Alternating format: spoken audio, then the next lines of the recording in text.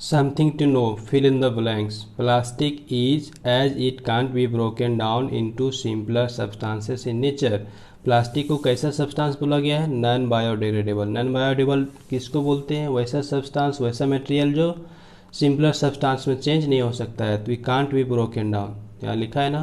तो हम plastic first में क्या लिखेंगे प्लास्टिक के बारे में? Non biodegradable. ओके, दूसरा देखो, we must say no to this and this. क्या होगा इसमें? वी मस्ट से नो, हम किसको छोड़ देंगे यूज़ करने के लिए? तो प्लास्टिक बैग्स को। यहाँ पे लिखोगे प्लास्टिक बैग्स। एंड यूज, और किसका यूज करेंगे? पेपर और जूट बैग। पेपर और जूट बैग का हम यूज करेंगे। क्यों? चूँकि ये बायोडिग्रेडेबल है, ये नॉन बायोडिग्रेडेबल है। थर्ड में आ जाओ, the flowers of this blooms with sunrise and close after sunset. मतलब कौन सा फ्लावर है जो सूर्य के निकलने के साथ खिलता है और सूर्य के डूबने के साथ क्लोज हो जाता है? तो इसका आंसर है मॉर्निंग ग्लोरी। तो यहाँ क्या लिखोगे? Morning glory. नेक्स्ट देखो, fourth number, this and this are among the animals found only in cold region. Cold region में कौन सा एनिमल्स पाए जाते हैं? दो एनिमल्स का नाम लिखना है। तो मैंने चूज किया है पोलर बियर और पेंगुइन। तुम और कुछ भी चूज कर सकते हो। अब देखो fifth number, this and this process help in maintain balancing of carbon dioxide and oxygen in the atmosphere. कौन सा प्रोसेस है जिससे नेचर बैलेंस करता है कार्बन डाइऑक्साइड और ऑक्सीजन की मात्रा को? तो फर्स्ट लिखो फोटोसिंथेसिस और दूसरा लिखो रेस्पिरेशन। ये दोनों प्रोसेस है जिसके द्वारा नेचर मेंटेन करता है बैलेंस किसके बीच? कार्बन डाइऑक्साइड और ऑक्सीजन के बीच। नेक्स्ट है answer the following questions in brief. मतलब हम लोगों को शॉर्ट में आंसर देना है, समझ गए?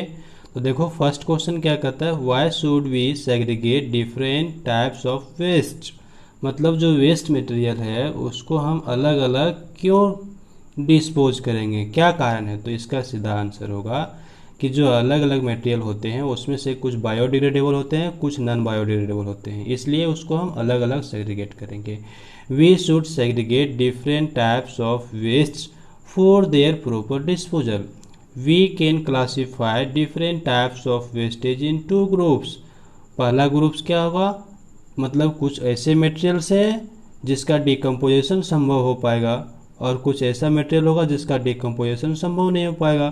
तो बायोडिग्रेडेबल वेस्ट, इसमें किचन वेस्ट जाएंगे, पेपर, कार्डबोर्ड, क्लोथेज एटसेट्रा आएगा।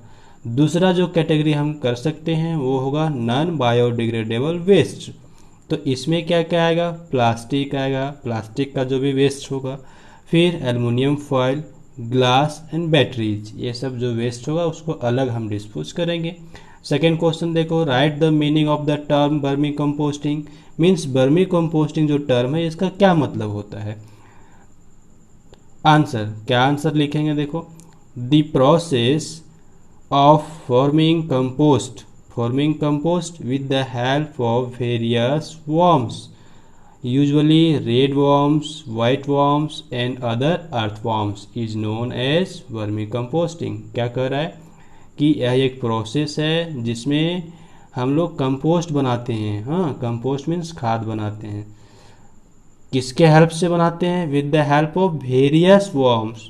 बहुत तरह का वर्म्स होता है, उसमें मेन कौन सा है? रेड वर्म्स, ओके, और वाइट वर्म्स और अर्थ वर्म्स, मतलब केचुआ जिसको कहते हैं अर्थ वर्म। तो इसके हेल्प से हम बनाते हैं कंपोस्ट, उसको कहते हैं वर्मी कंपोस्टिंग। नेक्स्ट चलो, third question, which component of air gets used up during the process of photosynthesis. तो फोटोसिंथेसिस क्या होता है पता है?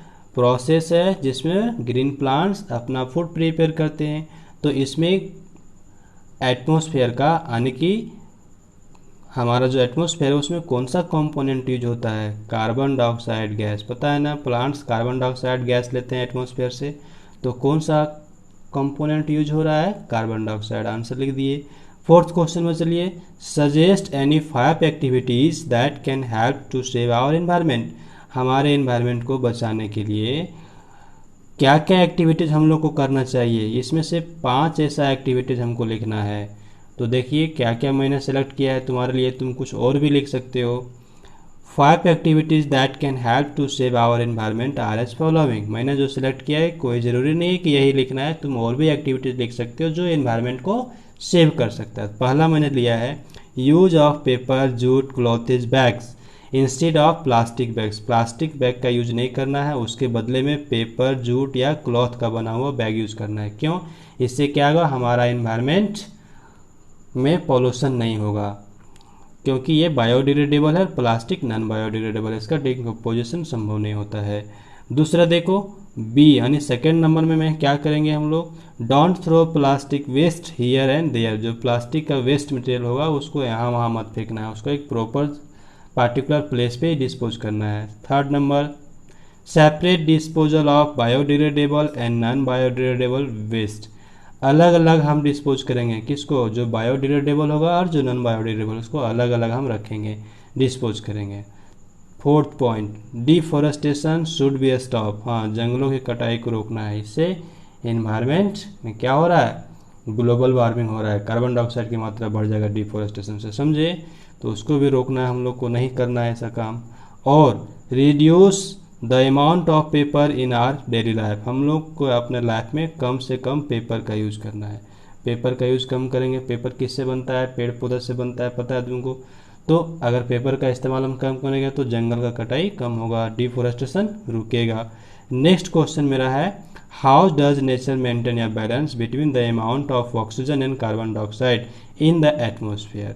तो नेचर कार्बन डाइऑक्साइड और ऑक्सीजन के बीच कैसे बैलेंस मेंटेन करता है, तो हम लोग को पता है कौन सा प्रोसेस है, फोटोसिंथेसिस, रेस्पिरेशन और बर्निंग। ये तीन प्रोसेस के हेल्प से ऑक्सीजन और कार्बन डाइऑक्साइड के बीच में बैलेंस मेंटेन करता है, कौन, नेचर। तो देखिए कैसे लिखेंगे, nature maintain a balance between the amount of oxygen and carbon dioxide in the atmosphere through the processes of photosynthesis, respiration and burning. So thank you students.